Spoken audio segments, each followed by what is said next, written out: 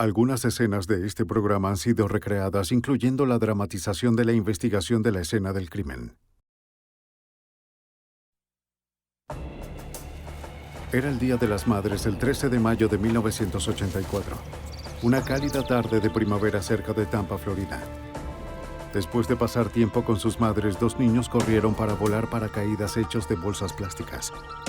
Era la manera perfecta de pasar un domingo. Pero de pronto, el viento trajo un olor nauseabundo. Fueron a investigar y se encontraron con una escena que recordarían el resto de sus vidas. La evidencia se acumula, no tienen sospechosos evidentes. El centro de comercio es bombardeado. Ted Kaczynski es arrestado.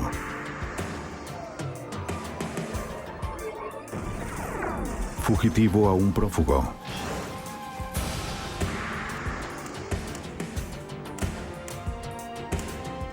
Los archivos del FBI. En 1984, en el sur de la Florida, un asesino y violador andaba suelto. Era un depredador aterrador y despiadado. El miembro más reciente de un grupo infame de asesinos en serie. Asesina solo por gusto. Y aunque sus actos parecen aleatorios, su elección de las víctimas es muy selectiva. La profesión de una mujer, o incluso su corte de cabello, podrían convertirla en su objetivo. Toma tiempo. Al menos 2 asesinatos antes de que surja el patrón. Soy James Carlstrom, exdirector de la oficina del FBI en Nueva York. El equilibrio del mundo de este asesino es frágil. Por un lado, tiene amenaza de captura. Por el otro, existe una necesidad enorme de divulgar su crimen. Nuestro trabajo es usar todo lo que esté a nuestro alcance para inclinar la balanza a nuestro favor.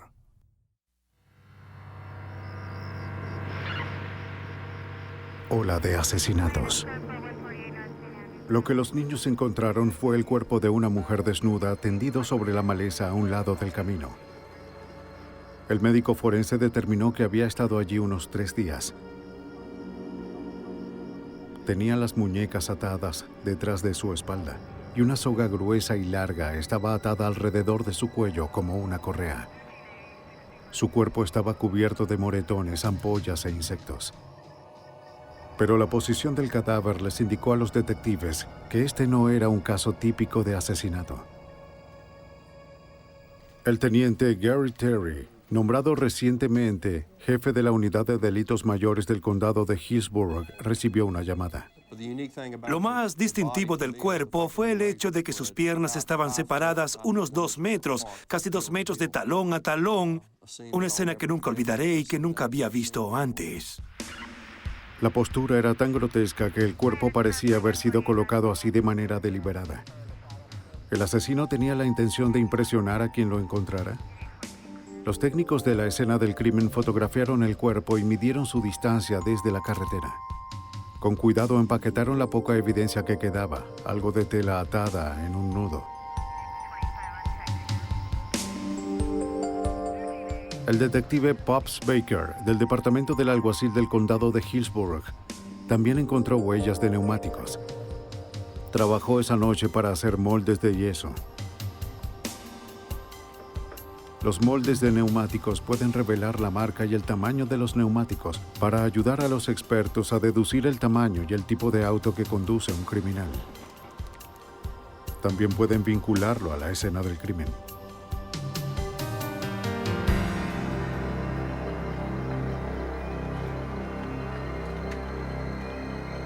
Mientras tanto, llevaron el cuerpo a la oficina del médico forense con las ataduras en su lugar para que pudiera fotografiarlo y estudiarlo. Bien, procedamos entonces a examinarlo. El médico forense determinó que la víctima había sido violada y luego estrangulada hasta morir. La brutalidad del crimen le dio un carácter de urgencia a la investigación. Temiendo que este no fuera un caso aislado, el teniente Terry contactó de inmediato al laboratorio forense del FBI en Washington, D.C. Terry hizo que un detective llevara la evidencia personalmente al laboratorio del FBI. Aprendió durante un caso anterior que al hacerlo así se agilizaba el procedimiento de la evidencia e incorporaba al FBI como un socio activo inmediato.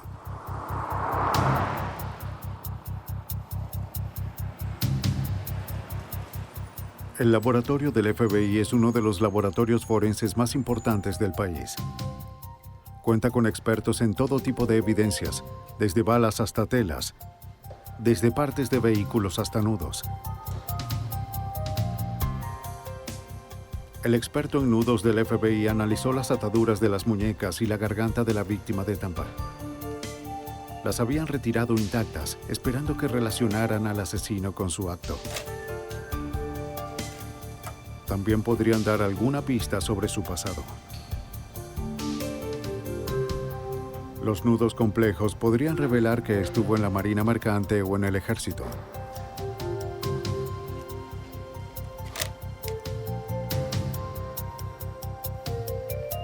Pero las ataduras resultaron ser nudos corredizos, nudos prácticos y simples que cualquiera pudo haber atado.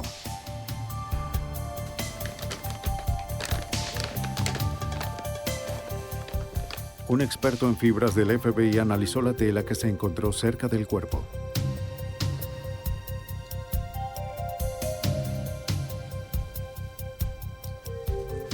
Cepilló partículas de la tela sobre una sábana esterilizada. ¿Qué rastros dejó el asesino? El analista escaneó las partículas con una lente de aumento, pero no esperaba encontrar demasiado. Este tipo de evidencia se pierde de manera fácil debido al clima o la contaminación de la escena del crimen. De hecho, la regla básica para la evidencia de fibras es que en 4 horas se pierde el 80% y en 48 horas se pierde el 96%. Luego de 3 días, las posibilidades de encontrar algo son casi nulas. Por lo que se sorprendió cuando encontró una pequeña mota de tela de nylon roja. Era trilobal, es decir, constaba de 3 nudos y tenía una capa lustrosa o brillante. Por su tamaño, tipo y forma, supuso que era una fibra de alfombra, tal vez del auto del asesino. El hecho de que se encontrara allí era un pequeño milagro. El analista del laboratorio del FBI les pidió a los detectives de Hillsborough que mantuvieran el hallazgo en secreto. Si se trataba de un asesino en serie, difundir la evidencia de la fibra podía hacerlo cambiar su patrón o su vehículo, lo que haría más difícil encontrarlo. El laboratorio de neumáticos del FBI también acertó. De los moldes de yeso determinaron que los neumáticos eran de 2 marcas diferentes. Todos estaban desgastados y puestos al revés, con la goma interior hacia afuera. Una irregularidad como esa podría constituir una fuerte evidencia incriminatoria.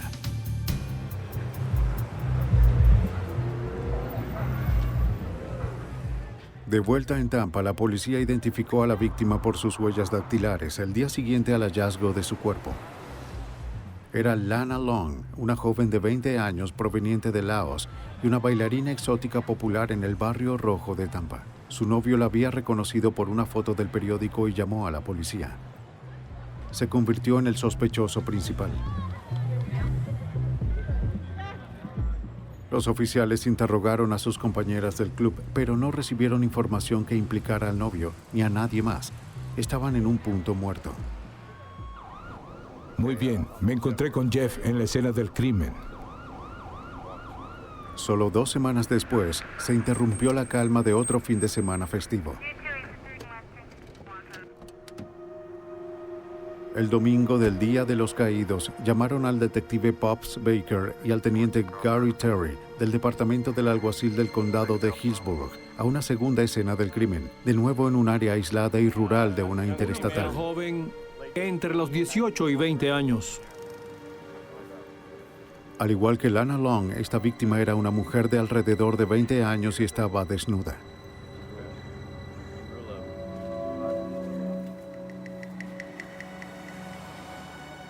También tenía ataduras en las manos y la garganta y tenía un nudo en el cuello con una soga similar a un collar, pero este nudo era diferente, corredizo, como los usados en una horca.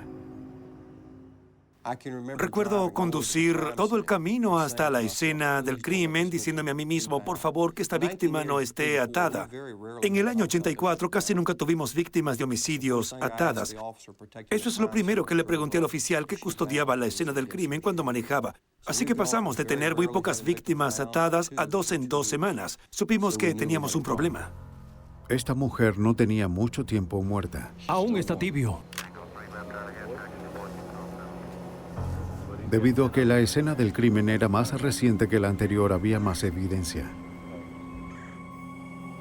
Los detectives encontraron la camiseta verde oliva de un hombre y algunos mechones de cabello que confirmaron que no eran de la víctima. Colgando de un arbusto a unos pocos metros de distancia de la cabeza de la mujer estaban sus pantimedias y un traje deportivo blanco, ambos cubiertos de sangre. Por la brutalidad de sus heridas, los detectives sabían que ella había luchado por su vida y que fue una lucha salvaje. Fue violada, estrangulada, golpeada y su garganta había sido cortada casi de oreja a oreja.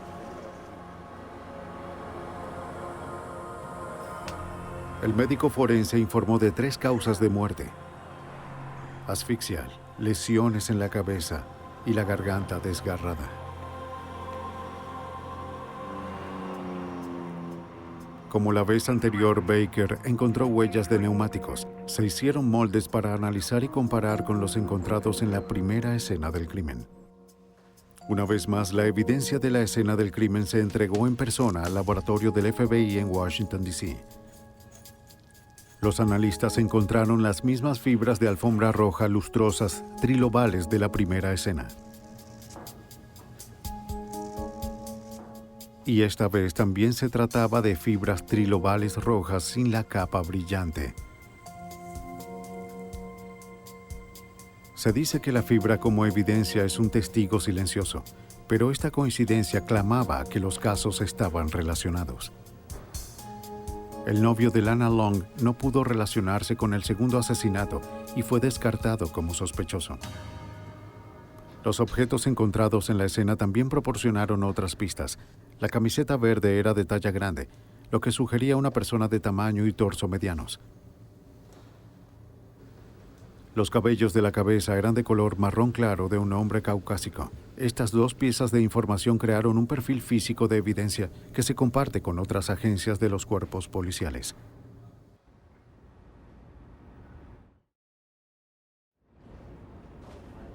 La experta en neumáticos Sandy Wesimar del FBI analizó las impresiones de los neumáticos y encontró otra coincidencia. Las huellas eran las mismas que las de la primera escena del crimen.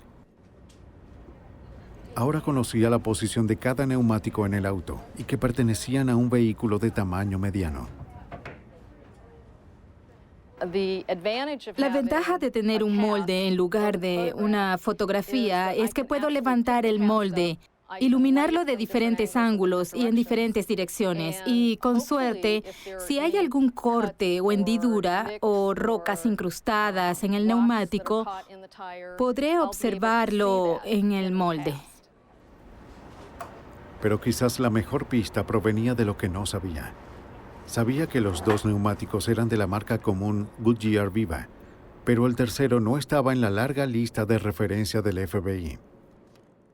No pudieron identificar una de las marcas de neumáticos en sus archivos, pero lo que hicieron fue darnos el nombre del experto en neumáticos, un fabricante en las afueras de Akron, Ohio, y de hecho enviamos a un detective, el cabo Baker, voló hasta allá con las marcas y se encontró con el especialista en la fábrica de neumáticos y ellos identificaron el neumático para nosotros y era el neumático Vogue. En el 84 existe un neumático hecho a mano que venía como parte del equipo normal en los Cadillacs. Nunca antes habíamos visto un neumático como ese.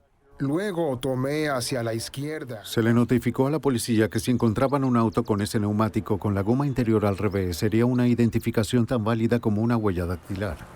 El análisis de la herida de cuchillo en la víctima reveló que el asesino tenía un cuchillo con una hoja de 7 centímetros. Teníamos 2 víctimas, ambas atadas y ambas conectadas a nivel forense, por lo que supimos que teníamos a un asesino en serie. Es solo un presentimiento que tengo. El teniente Terry comenzó a marcar los ataques del asesino en un mapa esperando que revelaran un patrón de comportamiento. Dio un aviso a los oficiales: buscar a un hombre caucásico con cabello marrón de estatura media, manejando un auto de tamaño mediano con los neumáticos al revés. Podría llevar consigo un cuchillo con una hoja de 7 centímetros. Siguiendo la recomendación del FBI, Terry no mencionó la evidencia de las fibras o de las ataduras. Según un retrato hablado emitido a los medios, se identificó a la segunda víctima como Michelle Sims, de 22 años. Tenía un historial criminal de prostitución. Había sido reportada como desaparecida el día anterior.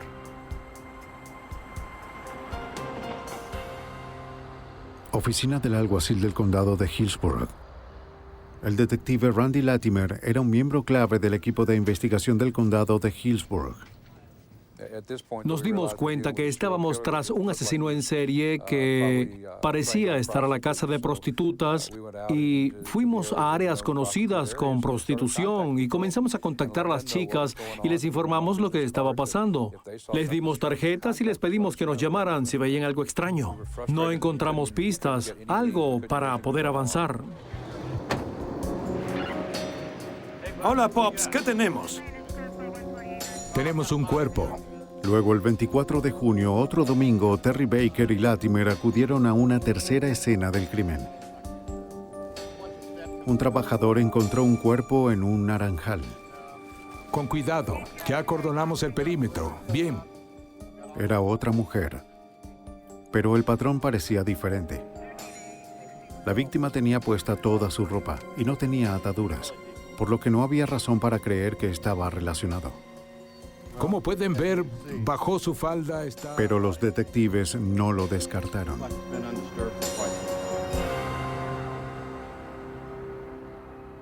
Entregaron la ropa de la víctima al laboratorio del FBI solo en caso de que pudieran encontrar alguna conexión. Esta vez el experto en fibras con el que habían trabajado antes no estaba disponible y asignaron a alguien más. No le pidieron que comparara la nueva evidencia con la anterior, así que no lo hizo. Tampoco comenzó el análisis de inmediato.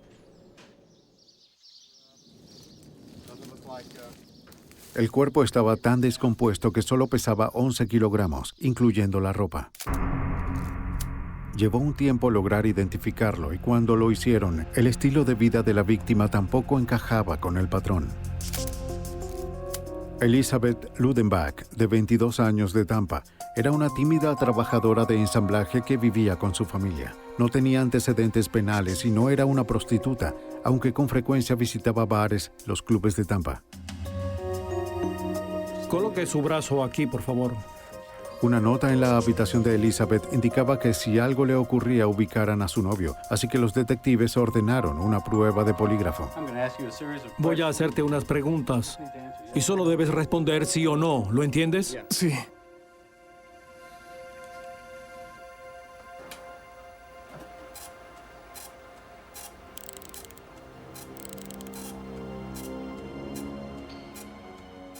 ¿Conocías a Elizabeth Ludenbach? Sí.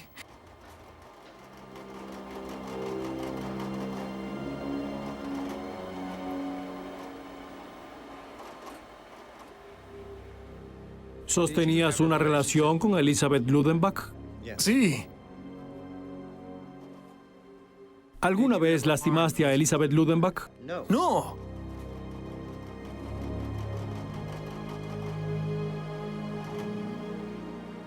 No pasó la prueba del polígrafo, convirtiéndolo en el sospechoso principal.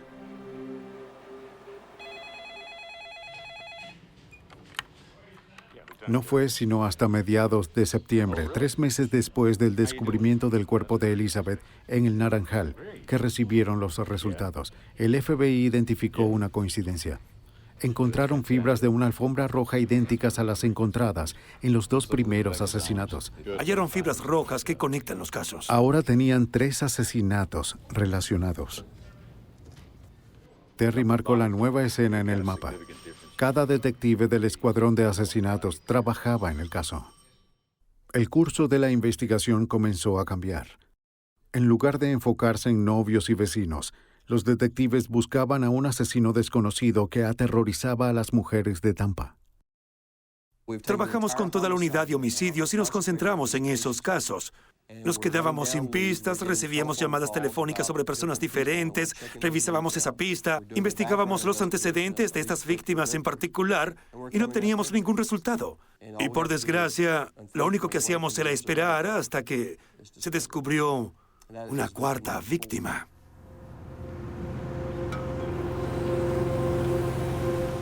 Después de una pausa de más de 3 meses, la tranquilidad de otro domingo se acabó.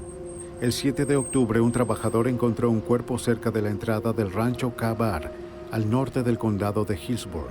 Esta vez designaron al detective Steve Cribb para ayudar a procesar la escena. Tanto él como Terry Baker y Latimer no tuvieron que ir lejos para encontrar la primera prueba sombría de evidencia, el brasier de la víctima colgando de la puerta de entrada. El cuerpo desnudo de una mujer negra estaba cerca. Al lado de ella estaba su ropa. La mayoría de los detectives la descartaron como una víctima en serie. Había sido violada, pero a diferencia de las otras, le dispararon, no fue estrangulada. Y no tenía ataduras. Además era afroamericana y por lo general los asesinos en serie no cruzan los límites raciales. Mientras el FBI analizaba la evidencia, los detectives identificaron a la víctima por sus huellas dactilares. Chanel Devon Williams, de 18 años, acababa de salir de prisión por un arresto de prostitución cuando desapareció. Unos días antes, la vieron por última vez trabajando en el Barrio Rojo por la avenida Nebraska con una amiga, otra prostituta. Llevaba muerta unos 6 días.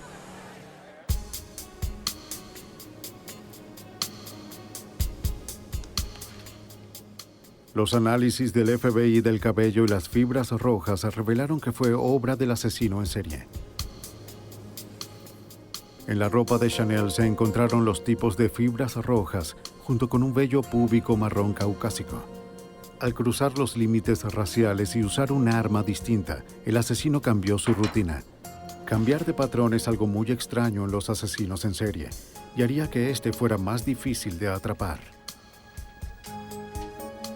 Agregaron a Chanel al mapa, cerca del límite del condado entre Pasco y Hillsborough. Con 4 muertes, los detectives estaban desesperados por encontrar al asesino y obsesionados con el caso. No solo se trabajan estos casos, este tipo de casos se respiran y se viven. Llegas en la noche a casa y sueñas con este caso. Lo digieres y sueñas con él. Yo iba a casa en la noche y miraba el teléfono, esperando que repicara. Cada domingo, por alguna razón, los primeros cuerpos fueron hallados un domingo. No hacías planes los domingos. Me quedaba en casa. En efecto, el domingo siguiente a la aparición del cuerpo de Chanel, llamaron a Terry, Baker, Latimer y a Cribb para otro asesinato. Este fue cerca del lago Zonotosasa, al noreste de Tampa. Una pareja de arqueólogos principiantes descubrieron un hallazgo macabro. A un costado de la carretera estaba el cuerpo de una mujer envuelto en un cobertor de color dorado, atado con un traje deportivo azul.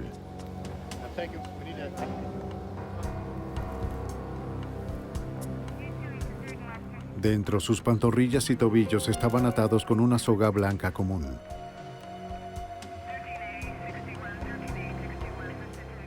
Sus manos estaban atadas frente a ella con una bandana roja. Fue amarrada, violada, estrangulada, golpeada en la frente y arrastrada por la tierra. Parecía que el asesino había vuelto a su antiguo patrón. Pronto se identificó a la mujer por sus huellas dactilares como Karen Disfern, de 28 años, criada en un hogar acaudalado de los suburbios. Había muerto como una prostituta destrozada por las drogas. Se le vio con vida por última vez la mañana del día que la asesinaron. Y por si no fuera poco vincular al asesino con el crimen, el investigador Steve Cribb observó fibras trilobales rojas de alfombra en el cuerpo de Karen. Había desarrollado un sexto sentido para encontrarlas. Cuando sabes lo que buscas, casi lucen como luciérnagas en las víctimas. Pero para personas comunes que traten de encontrarlas, incluso para otros investigadores que no están buscándolas de ese tipo, no las verían, pero se convirtieron en un factor tan importante de la investigación que cuando íbamos a una escena del crimen, una de las primeras cosas que buscábamos eran las fibras de la alfombra. En el laboratorio del FBI, el experto en fibras comparó estas con las encontradas en las otras escenas del crimen. Coincidían. Ahora tenían 5 casos ligados a un solo asesino, pero aún no había un nombre, ni un rostro y nadie a quien arrestar. Es muy frustrante cuando sabes que alguien morirá porque aún no has detenido al sospechoso. Tienes la información para saber lo que está haciendo, pero no la suficiente para atraparlo en la multitud si te lo encontraras caminando en un centro comercial. Tienes que recordar, en estos casos nos preocupa que si no atrapamos al sujeto, si no lo hallamos pronto, va a asesinar a alguien mañana o al día siguiente. Y fue lo que ocurrió. 2 semanas después, en Halloween, apareció otra víctima. Un constructor que cavaba una zanja encontró los restos momificados del cuerpo de una mujer. Terry, Baker, Latimer y Cribb llegaron a la escena del crimen.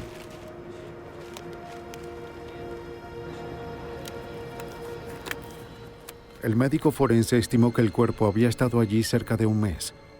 El cuerpo estaba muy descompuesto. Identificarlo requeriría medidas especiales. El laboratorio del FBI necesitaba ablandar la piel de las manos para obtener las huellas dactilares. Por más difícil que fuera identificar a la víctima, los detectives reconocieron de inmediato al asesino. El cuerpo se había momificado por completo. La cabeza se había separado por la acción de los animales. No había ataduras vinculadas, ni ropa. Y entonces, con tan solo mirar el cuerpo, supimos que era él de nuevo. Ya teníamos el presentimiento al ver las escenas del crimen, al ver un cuerpo tras otro, de que era el mismo asesino. Y de hecho lo era.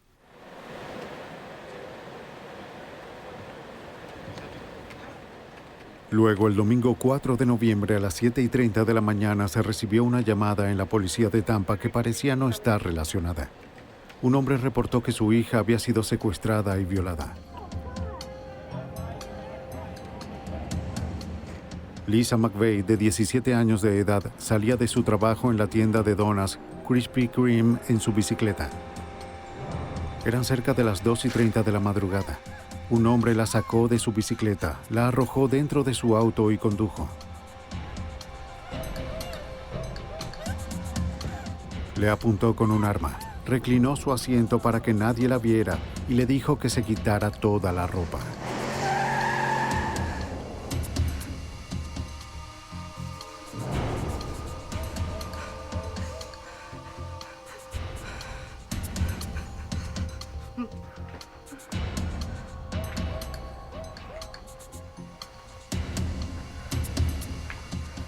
La llevó a su apartamento amordazada y atada. Ya había sido abusada sexualmente antes y sabía cómo leer los estados de ánimo de un agresor. Lisa percibió que resistirse podría hacer enojar a este hombre, así que con calma hizo lo que él quería.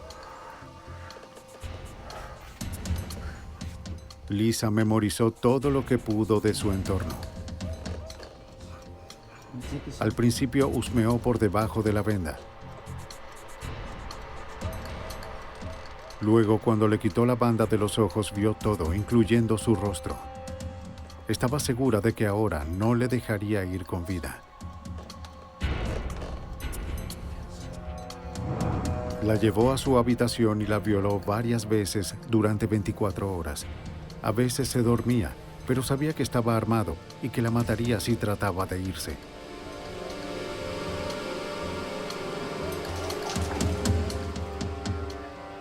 Después de todo un día cautiva, el hombre le dijo a Lisa que se duchara. Luego le dio algo de ropa y le preparó un sándwich. Para su sorpresa, le dijo que la llevaría a su casa.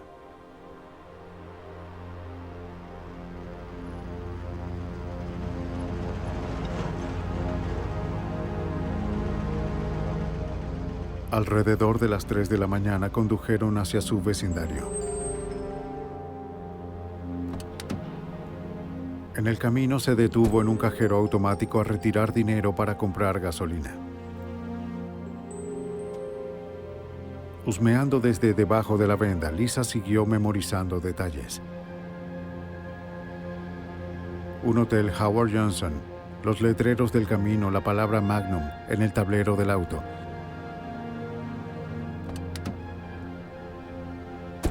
Al final la liberó cerca de su hogar.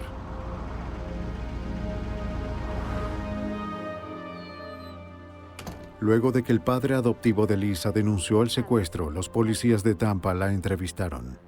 Bien, quiero saber todo lo que sucedió la noche en que saliste del trabajo y voy a grabarte. Se sorprendieron por todo lo que recordaba y por su determinación para atrapar al violador. Siempre salgo del trabajo cerca de la medianoche, subo a mi bicicleta. Aunque Lisa no fue asesinada, existían muchas similitudes con los casos de Hillsborough. El secuestro, la violación, la constitución física del hombre y su color de cabello, incluso el color rojo en el interior del auto. La policía de Tampa envió el suéter de Lisa al laboratorio del FBI. Llenamos el laboratorio del FBI con cosas para comparar las muestras de fibras. Cosas de violación, de agresión, lo relacionado a un crimen sexual violento se enviaba al laboratorio del FBI para comparar las fibras. Mientras tanto, una semana después de encontrado el último cuerpo, llamaron a los detectives del condado de Pasco a otra escena del crimen. El 6 de noviembre de 1984 encontraron el cuerpo de una mujer en la misma carretera que la cuarta víctima, Chanel Williams, solo que esta vez estaba hacia el norte, en el cercano condado de Pasco. Los detectives de Pasco llamaron a los detectives de Hillsborough a un terreno vacío cerca de un parque de casas rodantes. El cuerpo estaba en un condado distinto, pero las ataduras y las fibras todas eran muy conocidas.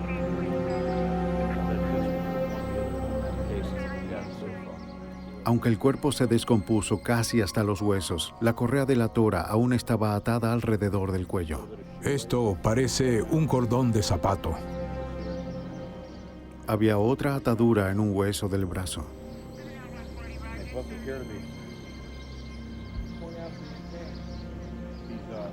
Cerca del cuerpo de la mujer estaban su blusa, ropa interior y algunas joyas.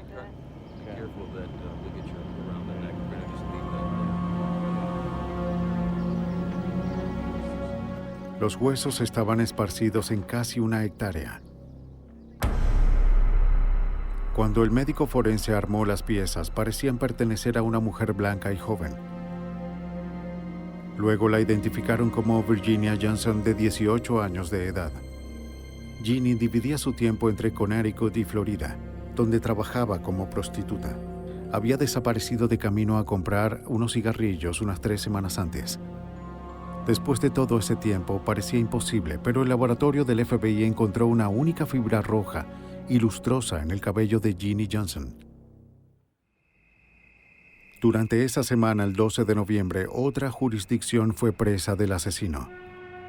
Se encontró un cuerpo en una pendiente alejada de North Orleans Road, dentro de los límites de la ciudad de Tampa. Cuando llegaron Terry y Baker, encontraron a una mujer joven y blanca desnuda, solo con sus panties hasta las rodillas. Estaba boca abajo. Cuando la voltearon, la policía sabía por su rostro ensangrentado que fue golpeada de forma salvaje y que había luchado. Tenía marcas de ataduras en la parte delantera de su cuello y en ambas muñecas y brazos, pero no encontraron ninguna soga. Sus pantalones vaqueros y su camisa de flores estaban cerca de su cuerpo. Los detectives Baker y Cribb de inmediato vieron algo incrustado en el pantalón, pequeñas fibras rojas. En el bolsillo del pantalón estaba la licencia de conducir de la víctima, Kim Mary Swan, de 21 años, una estudiante de medio tiempo y a la vez bailarina exótica. La vieron por última vez saliendo de una tienda cerca del hogar de sus padres la tarde anterior. Parecía que el asesino había salido de la carretera y arrojado el cuerpo fuera del auto. Había marcas de neumáticos en la grama cerca de la carretera. Más tarde coincidirían con los moldes que tenían. El asesino estaba aumentando el ritmo de sus asesinatos y la cuenta ya era de 8 cadáveres. Terry y Baker estaban desesperados.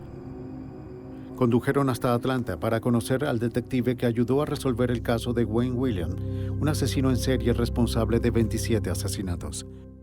Era porque no queríamos hacerlo público. En el 84, ¿qué haces cuando tienes 15 o 20 cuerpos y no tienes a un sospechoso que esté bajo custodia? ¿Qué haces?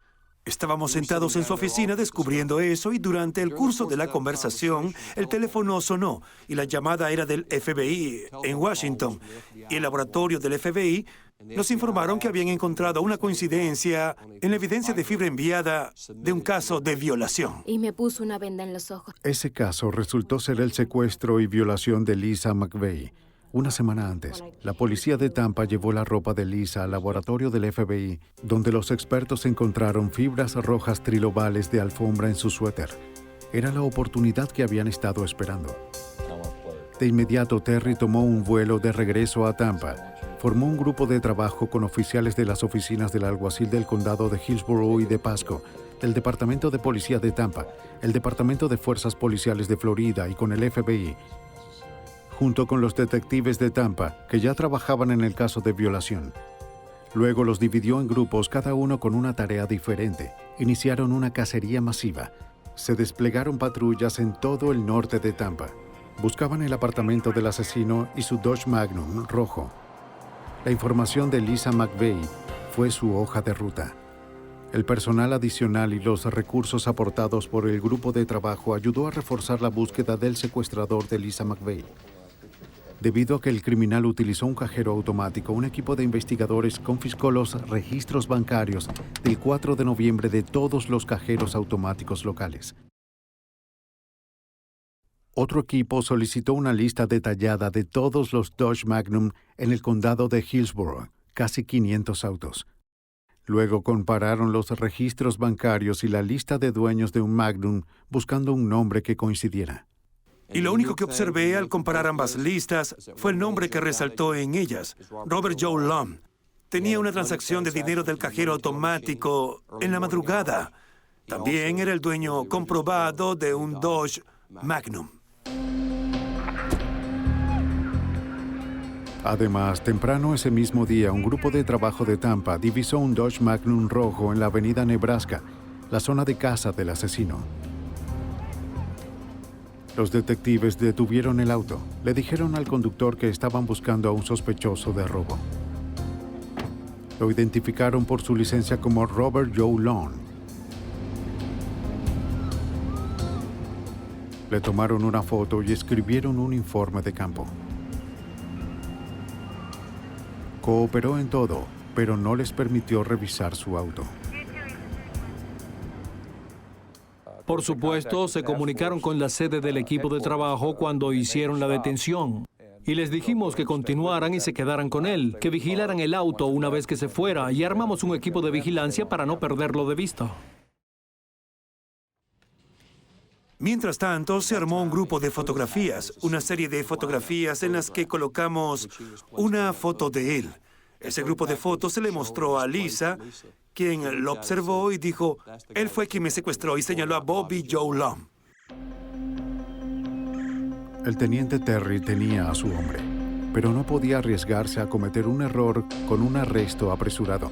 Necesitaba tiempo para obtener garantías y organizar a su equipo.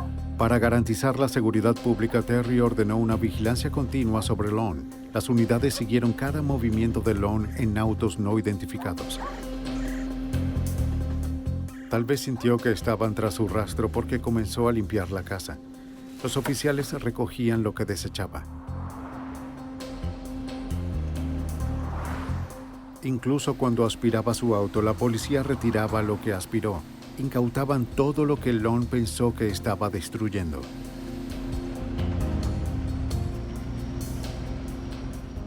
Después de rastrear por meses a un asesino fantasma, el grupo de trabajo no estaba dispuesto a dejarlo escapar. Menos de 24 horas después de que Lisa McVeigh identificara a Bobby Joe Long, se elaboró un plan para arrestarlo. El grupo de trabajo entró en acción.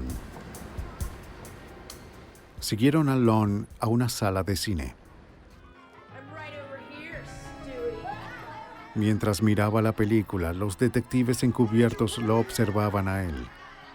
Long pareció no estar al tanto de que estaba rodeado. Estábamos sentados en la sala de estrategia que construimos en el centro de operaciones y todo estaba sucediendo muy rápido. Teníamos un equipo de vigilancia dentro de la sala observándolo. Había un equipo de vigilancia afuera vigilando su auto. Pero surgían dudas. ¿Es el sujeto que hemos estado persiguiendo durante 8 meses? ¿El sujeto que ha estado matando a estas mujeres? Le dijimos al equipo de vigilancia de afuera, escuchen, no importa lo que hagan, vayan a su auto.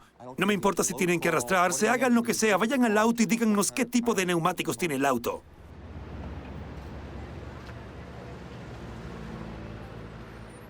El equipo de vigilancia regresó y nos dijo, oigan, el auto tiene neumáticos Goodyear Viva. Todos de goma negra, pero hay un neumático extraño de marca Vic o Vogue, algo así en el auto. Tan pronto lo dijeron, lo supimos. Cuando nos detuvimos, vimos el auto, vimos el neumático Vogue, que era similar al molde de neumáticos que hicimos. Vimos el asiento reclinable, la fibra de alfombra roja. No existía duda, era el sospechoso correcto. Terry dio la orden de arresto.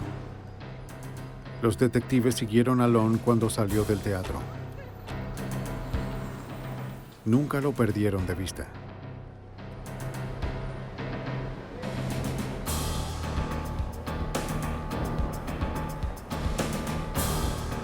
No sabían si estaba armado, así que cuando se acercó a su auto lo sometieron.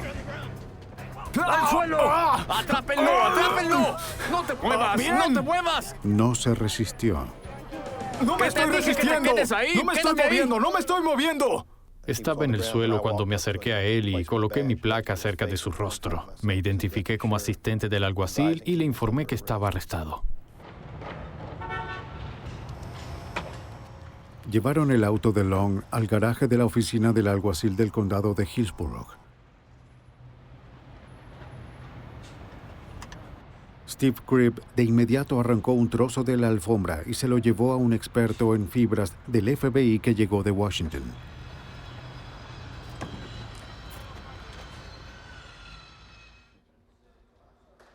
Comencemos. Enciende la grabadora. Mientras tanto, Randy Latimer y miembros del equipo de trabajo interrogaron a Bobby Joe Long, quien renunció a su derecho a un abogado. Sufrió algunas cortadas en sus manos y brazos. ¿Ya fueron atendidas? Sí, así es. Estaban bien preparados luego de consultar con la Unidad de Ciencias del Comportamiento de la Academia del FBI sobre cómo llevar a cabo el interrogatorio. Pues solo un asesinato común. La estrategia era comenzar solo con Lisa McVeigh. Long confesó de inmediato. Bueno, fui hasta allá y... Después de admitir el secuestro y la violación de Lisa McVeigh, hablamos sobre por qué la dejó ir, lo que ocurría en su mente y lo que sucedió. Luego le pregunté acerca de las prostitutas, si alguna vez recogiste alguna prostituta.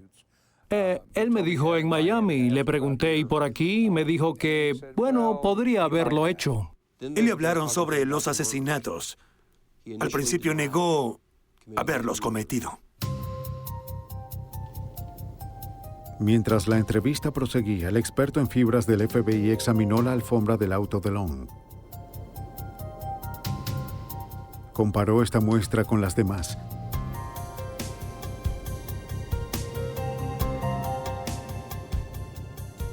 Era el momento de la verdad.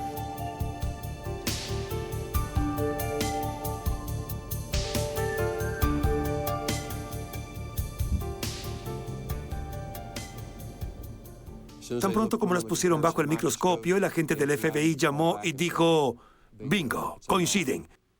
Las fibras de la alfombra coinciden con todas las escenas del crimen. Así que puedes retomarlo desde este punto. Un momento, por favor. Terry le contó a Latimer la noticia.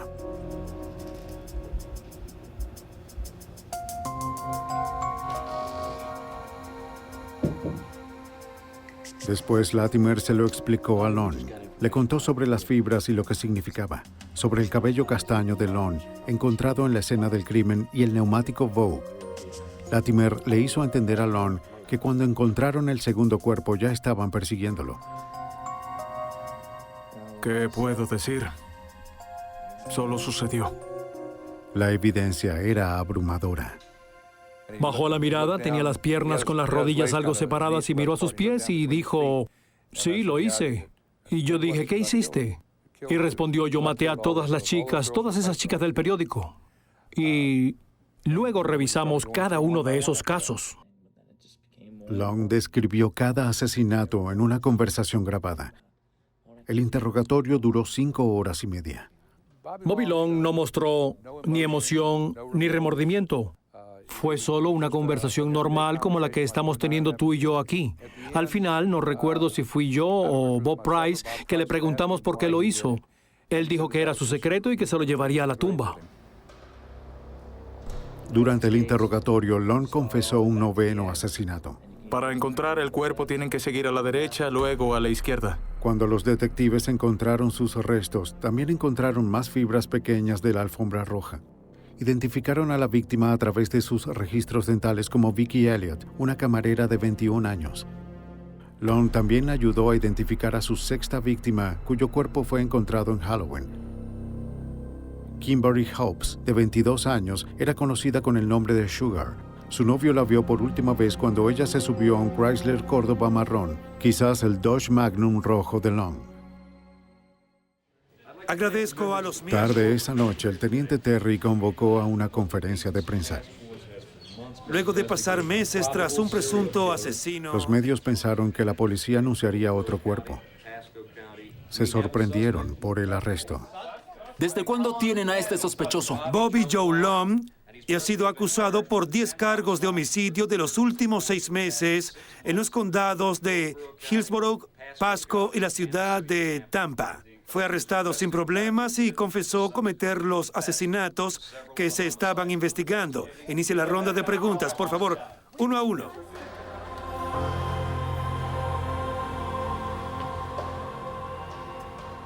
Abre la celda 5. En los días siguientes, los detectives de Hillsborough se dieron cuenta de que no eran los únicos que perseguían a Long. Miembro de la unidad especial del detective Charles Troy del condado de Pasco, se tropezó con estas novedades. Se dio cuenta de que Long encajaba con la descripción de un hombre que había violado a una mujer de Pasco meses atrás.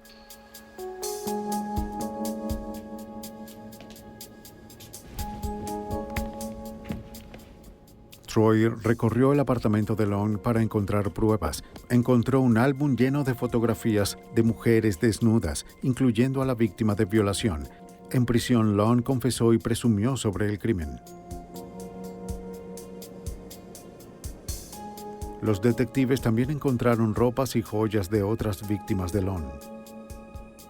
Es una peculiaridad común de los asesinos en serie, guardar fotos u otros trofeos de aquellos a quienes asesinan. Pronto los detectives se dieron cuenta de que Long era el violador de los anuncios clasificados. Llamado así por su modus operandi, Long respondía a avisos clasificados de mujeres que vendían camas y otros muebles, y cuando lo dejaban entrar las violaba de manera brutal. Nunca lo habían detenido.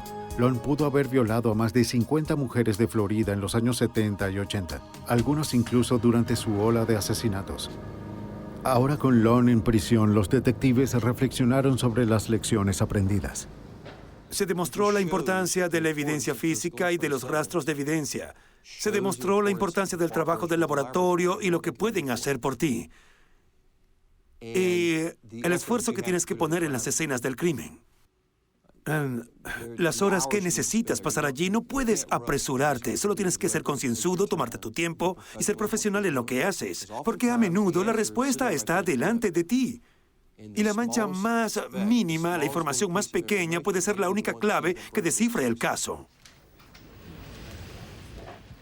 Mientras los detectives se preparaban para el fin de semana de Acción de Gracias, pensaron que la espeluznante serie de asesinatos de 8 meses al fin había quedado atrás.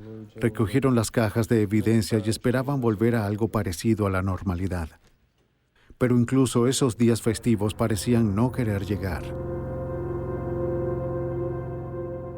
El jueves de Acción de Gracia, una pareja encontró una calavera, huesos y algo de ropa. Al igual que 3 pedazos de cuerda, incluyendo una atadura en forma de correa. Él realmente disfrutó el dolor, la tortura, el tormento y el control que ejerció sobre sus víctimas. Se ven las primeras escenas del crimen que revisamos. Había una correa atada a sus cuellos para ahorcarlas hasta dejarlas inconscientes, y cuando despertaban, él seguía allí sobre ellas, violándolas y torturándolas. Es allí donde el señor Long encontraba su diversión. ¿Matar? Para eliminar un testigo. Podía hacerlo sin ningún remordimiento, sin ningún tipo de problema. Cuando un dentista forense relacionó el cuerpo con una denuncia de personas desaparecidas, Long confesó. La víctima era Artisan Wick, una joven de 18 años a punto de casarse, que había desaparecido de una calle del noreste de Tampa el 28 de marzo. Estuvo desaparecida durante 8 meses. De forma irónica, Wick fue la primera víctima que sometió, pero la última en ser encontrada. Ella elevó el número de asesinatos a 10, pero Terry siempre ha creído que había más. Estoy seguro de que ha matado a otras mujeres, a otras personas. ¿Hallaremos esos cuerpos? ¿Sabremos de esos casos? No sé si lo haremos alguna vez. Bobby Joe Long nunca fue condenado por las violaciones de los clasificados, en parte porque el estatuto de limitaciones había expirado para el momento en que fue atrapado, pero sí recibió 6 cadenas perpetuas y 693 años por sus ataques a mujeres en 1984 y 1985. Por los asesinatos de Hillbrook y la violación de Lisa McVeigh, Long recibió 33 cadenas perpetuas. Fue condenado a muerte por los homicidios de Virginia Johnson y Michelle Sims. Después de las sentencias, Long abandonó el tribunal silbando una canción. El señor Long es una máquina de matar. Se volvió muy competente en lo que estaba haciendo, muy hábil en eso. Y si el señor Long alguna vez sale de prisión, solo hay que seguir el rastro de sus otros cuerpos, sus otras víctimas, porque matará de nuevo. Lo disfrutó. Long permanece en el corredor de la muerte en Florida, sin una fecha establecida para su ejecución.